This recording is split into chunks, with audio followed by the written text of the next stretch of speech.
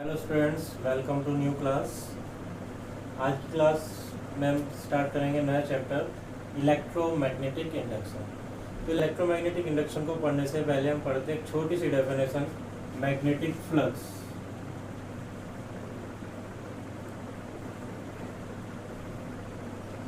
तो magnetic flux को समझने से पहले हमें समझ लेना चाहिए केवल ये word flux, what is flux. क्योंकि अगर हम इस फ्लक्स को समझ लेंगे तो मैग्नेटिक वर्ड तो मैग्नेटिक फील्ड से रिलेटेड है ही। What do you mean by flux? Flux a quantity which is emitted out from a surface. एक वो क्वांटिटी जो किसी सरफेस से बाहर निकल रही होती है उसे हम कहते हैं फ्लक्स। और यहाँ पर वर्ड जुड़ गया है magnetic. That means A magnetic field passing out through a surface is called magnetic flux.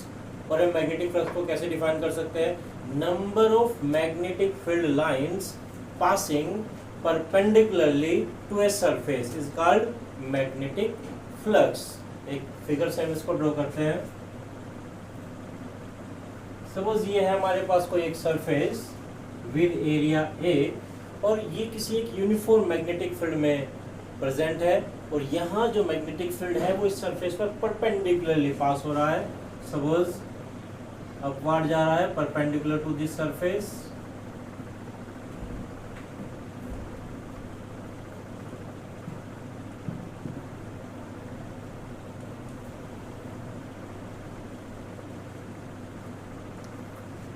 यहाँ मैग्नेटिक फील्ड लाइंस इस सरफेस को क्रॉस कर रही है perpendicular to this surface.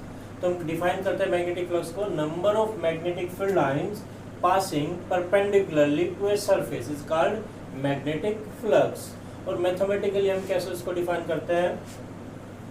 Suppose intensity of magnetic field is B, then magnetic flux it is represented by phi B is equal to product of magnitude of magnetic field and area of surface, that is phi B is equal to BA।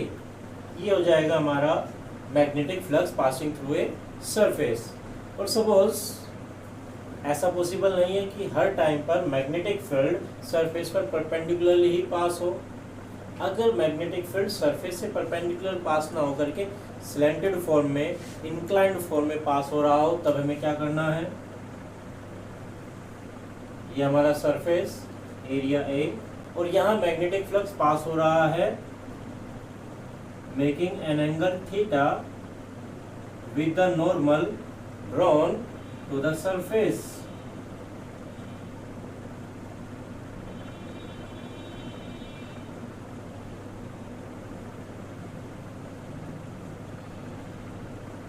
तो ये magnetic field B इस surface से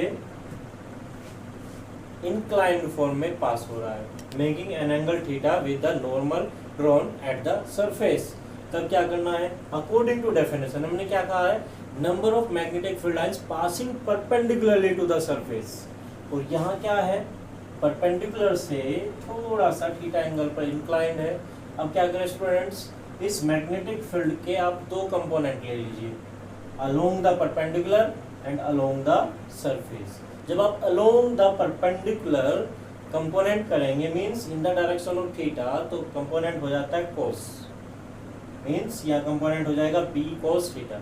और parallel to surface component हमारा बन जाएगा B sin theta. अगर हम पैरेलल कंपोनेंट की बात करें B sin theta which is passing parallel to surface, that means it is not passing through the surface, not intersecting the surface, only perpendicular component B cos theta is passing through the surface and intersecting to the surface.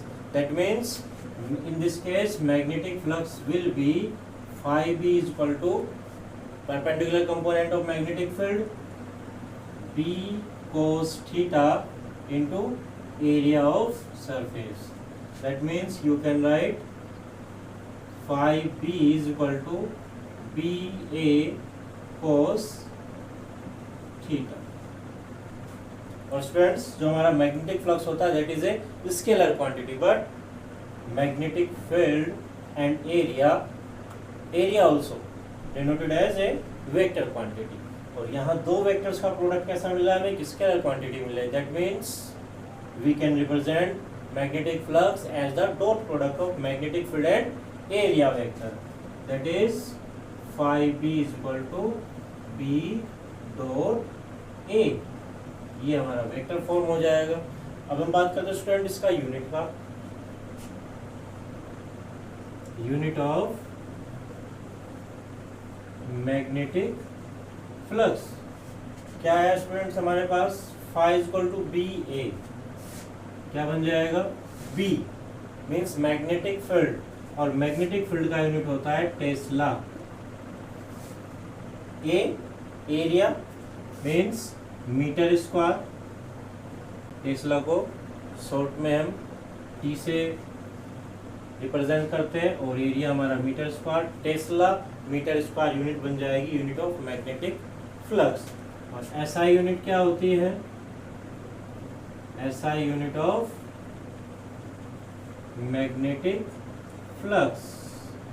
Tesla metre square को अब हम SI unit में show कर देते हैं weber से, and represented by capital W and small b, weber. अगर हमारी यूनिट सीजीएस सिस्टम में आ जाए तो सीजीएस सिस्टम में यूनिट फ्लक्स की हो जाएगी, मैग्नेटिक फ्लक्स की हो जाएगी मैक्सवेल। और स्टूडेंट ध्यान रखिएगा 1 वेबर इज इक्वल टू होता है 10 टू द पावर 8 मैक्सवेल।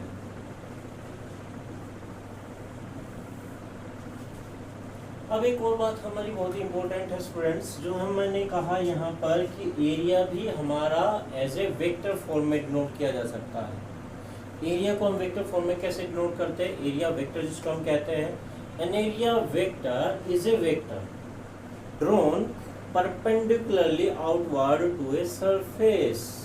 अगर आप किसी सरफेस को एज ए वेक्टर ड्रॉ करना चाहते हैं तो क्या करेंगे? उस सरफेस पर परपेंडिकुलरली आउटवर्ड एक नॉर्मल ड्रॉ कर दीजिए। वही नॉर्मल डिनोट करेगा उस सरफेस के सरफेस वेक्टर को एरिया वेक्टर। अब यहाँ से मैग्नेटिक फ्लक्स की जब हम कैलकुलेशन करते हैं तो यहाँ angle between direction of magnetic field and direction of perpendicular means direction of area vector, ये भी हमारा इंपॉर्टेंट हो जाता है। तो यहाँ पर हम एक छोटा सा काम और करते हैं।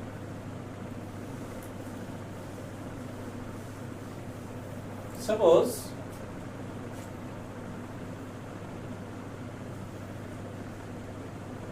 for a surface magnetic field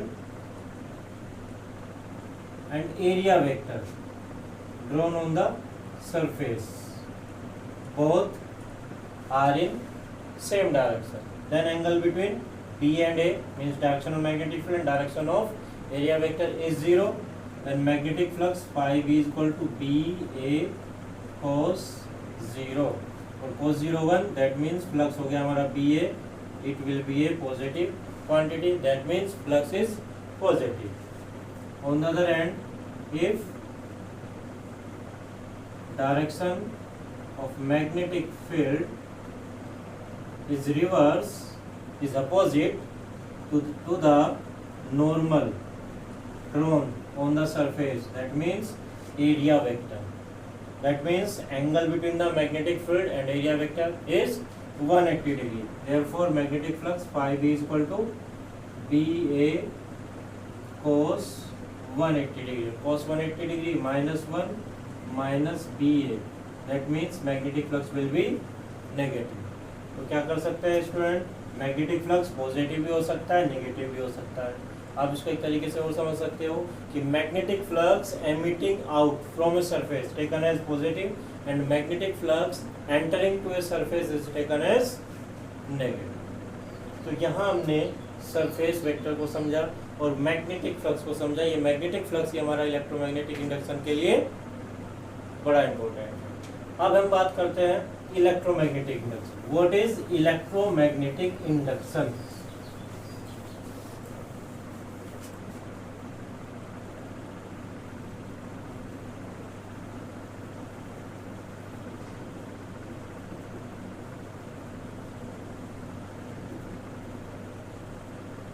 electromagnetic induction की बात को स्टार्ट करने से पहले छोटी सी थ्योरी हमारी पहले की है, उसको हम याद करते हैं। ओरस्टेड, मिस्टर ओरस्टेड ने बताया था कि when a current is flowing through a conductor then a magnetic field arises around the conductor. ऐसा आपने पढ़ा था, क्या कहा था? A current carrying conductor produce a magnetic field around it. अगर किसी वायर में कोई करंट फ्लो हो रही है तो उसके अबाउट एक मैग्नेटिक फील्ड जनरेट हो जाता है। अब इसका रेसिप्रोकल, इसका रिवर्स भी ट्रू हो सकता है। ऐसा ही 1831 में मिस्टर माइकल फैराडे ने सोचा कि अगर किसी कंडक्टर के ऊपर आप एक्सटर्नल मैग्नेटिक फील्ड अप्लाई कर दे तो वहाँ पर भी क्या होना चाहिए? इलेक्ट्रिक करंट प्रोड्यूस हो जाना चाहिए। इसी फैक्ट को लेकर के, इसी प्रिंसिपल को लेकर के मिस्टर फैराडे ने बहुत सारे एक्सपेरिमेंट्स किए। क्या एक्सपेरिमेंट किए वो देखते हैं और क्या उनका रिजल्ट रहा उसको हम डिस्कस करते हैं। क्या लिया उन्होंने? सपोज उनके पास है कोई कॉइल जिससे हमने एक गैल्वेनोमीटर को कनेक्ट किया हुआ है।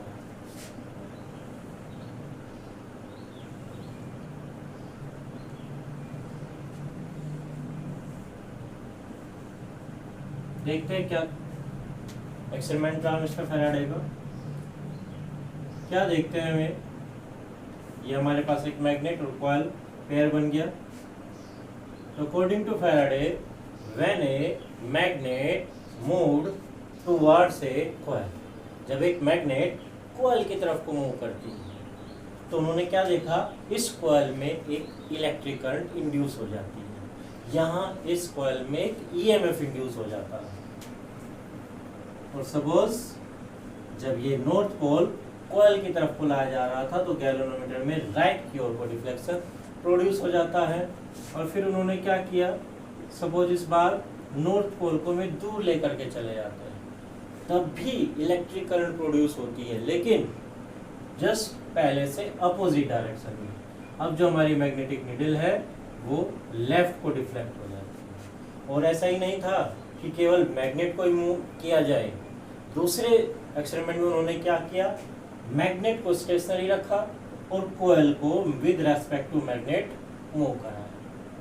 इस कंडीशन में भी क्या हुआ? सेम रिजल्ट मिला, मींस कॉइल के अंदर एक इलेक्ट्रिक करंट इंड्यूस हो गई। कंक्लूजन क्या निकलता है कि when there is a relative motion between a coil and a magnet, जब भी किसी कॉइल और एक मैग्नेट के बीच में रिलेटिव मोशन होगी, मींस जरूरी नहीं है कि मैग्नेट ही मूव करे या कॉइल ही मूव करे। इंपॉर्टेंट क्या है? दोनों के बीच में मोशन रिलेटिव होनी चाहिए, दोनों के बीच में डिस्प्लेसमेंट चेंज होता रहना चाहिए।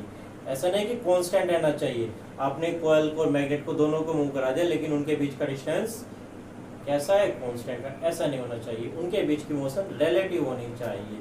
तो क्या कहा मिस्टर फैराडे ने?